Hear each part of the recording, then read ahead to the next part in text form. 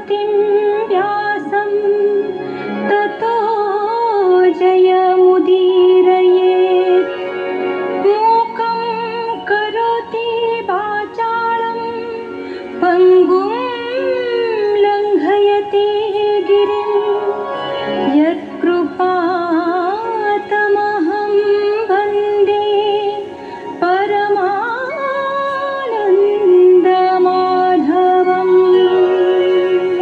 युद्धरे श्रीकृष्ण उभय रुद्र एवं बाणासुर को परास्त करिसेंति।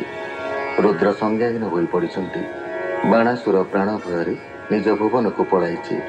रुद्र संज्ञा लाभ करी शरीर त्रिशिर त्रिपाद शिवज्वर सृष्टि करी कृष्ण को मारिबा को पठाइछन्ति। कृष्ण विष्णुज्वर सृष्टि करी तार प्रतिरोध करिसेंति।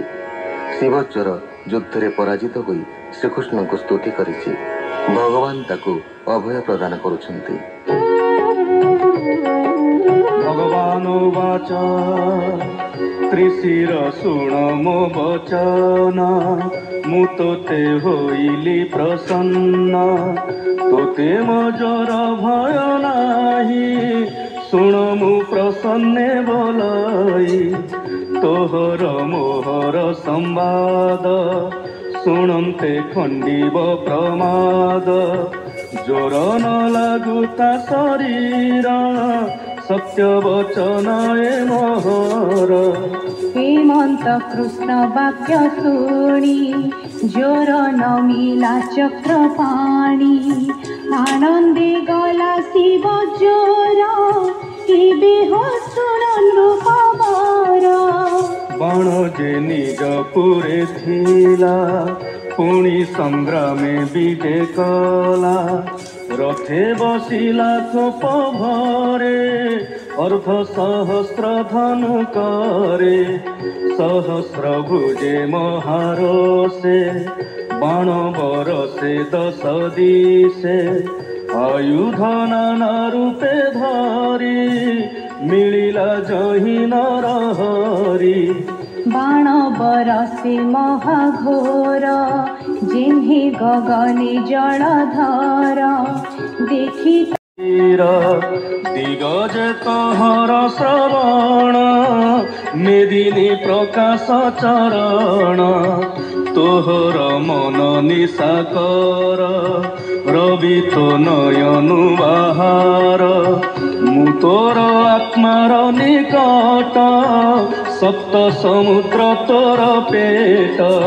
तू नाथ नित्य शुद्ध ज्ञान महामहिम भगवान तोर माया रे बुद्धि नासी जीवर गले मोह पासी।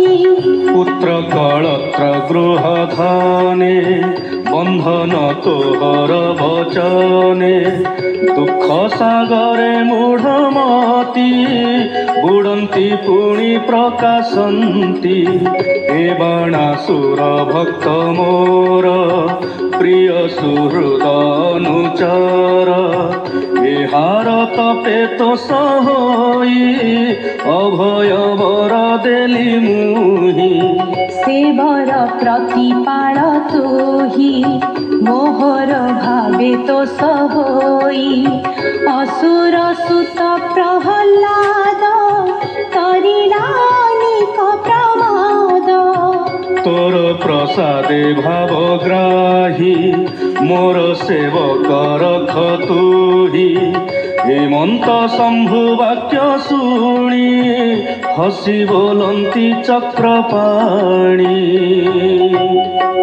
भगवान वाच भोदेव तोहर वचन अवश्य करिबी पालन जेमंत आज्ञा देबु मते करिबी तोर अनुमते ए मोर हस्ते न मरई भले जानई ए हामुहि मोर भकत प्रहलाद ताहारे न लागे प्रमाद तार कुंवर विरोचन बळी जे ताहार नंदन बळीर पुत्र बाणासुर एणु ए अवध्य मोहर प्रहलादर वंश जेणु एहाकु न मारिबी तेणु पूर्वे मु अच्छी बर दे ता वंश न मारिबी मुहि एहार गर्व नासिबारे चक्र पेशिली कोप भरे सहस्र भुज छेदी करी द्वादश अक्षहिणी मारी अभय हेउए असुर एमंत कृष्ण देले बर एमंत कृष्ण वाक्य शुणी असुर नमे चक्र पाणी बाजई नाना वाद्य रंगे उषाकु अनिरुद्ध संगे रथे बसाई बड़ी बड़ा कृष्ण समीपे आनी देला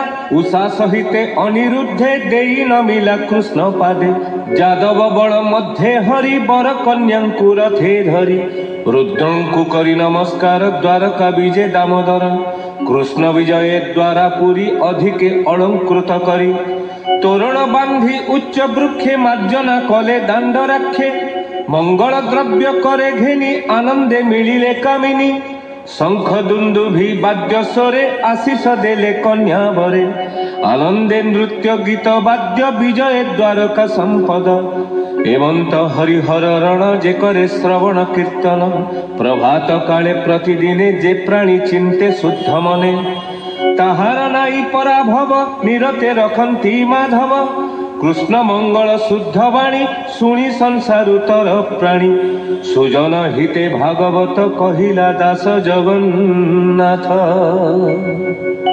इति श्रीमद्भागवते महापुराणे परमहंस्यां संहितायां दशमस्कन्धे उत्तरार्धे अनिरुद्ध आनयनं नाम 68तम अध्यायः।